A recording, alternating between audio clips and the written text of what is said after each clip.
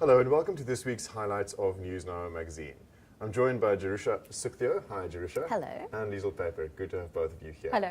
We start with a story about the South African Police Force this morning.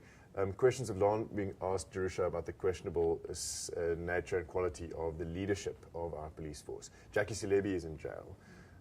General Peyper is being questioned at the moment for corruption or for questionable land deals.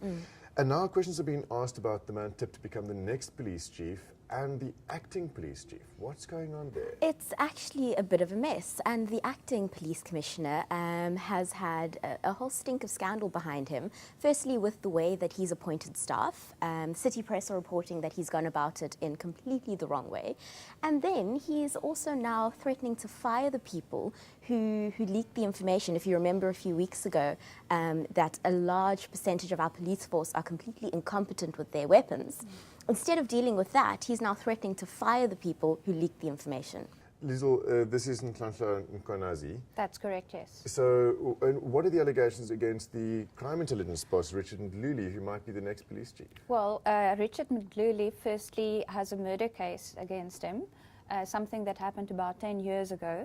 But a 13-page file was leaked to City Press in which he was implicated in the misuse of state cars, using safe houses for his own family members, bribing journalists to write positive stories, etc. And are there any links between him and his future and the ANC's election at the end of the year and the president's preference for an ex-police chief? Absolutely.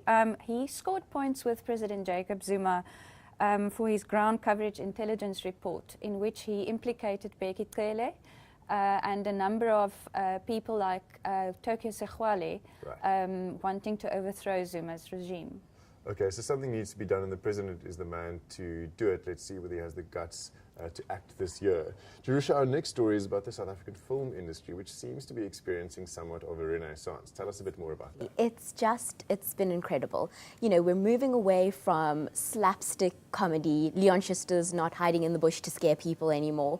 We're really seeing good quality films being made with real substance, and funnily enough, we're moving away from the apartheid genre too. We're seeing rom-coms, action dramas. We really have seen a big change. Liesl, Leon Schuster still is the filmmaker in this country who's by far had the biggest box office successes. Out of the 10 most popular movies, 8 of his feature.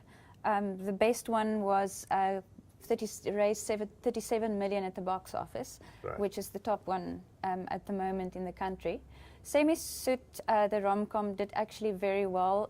It raised, I think, 5.6 million at the moment. And we have Material with Riyad Material Mirza. was short, hot on its heels, yes. And then we have foreign productions that are increasingly being shot here, using our facilities and beautiful scenery. How important is this for the economy? Very important, especially for the Western Cape. This new Cape Town Film Studios just outside Somerset West. Safe House was filmed in Cape Town, and they say Cape Town is actually a character in the film. So that's very good publicity for us. Absolutely. And then Jerusha, a famous Egyptian actor's grandson, has come out and said that he's gay and Jewish. Why is this controversial? Well, firstly, it's Omar Sharif's grandson. You'll remember him from Dr. Zhivago, I think. And yes. it's controversial because he's really afraid to go back to his hometown, really, his home country, saying that he's not going to be accepted and that there's no political tolerance for his lifestyle. What has changed then in Egypt? One would think, Liesl, that today there's a democracy more or less in place. There have been elections. The Arab Spring has happened. Why has that not brought freedoms for young people like Omar Sharif?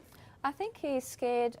Many Islamist groups came to the fore now when they had their elections. And I think he is afraid that he won't be able to live out his lifestyle, and he's being half Jewish. Right. I can imagine that that's quite a controversial thing. Quite a racy picture of him was published, Jerusha, wasn't it, with the draped in the Egyptian flag in the magazine. But watch NewsNow to see what Omar Sharif Jr. said. Thank you for joining us this week. Please watch again next week.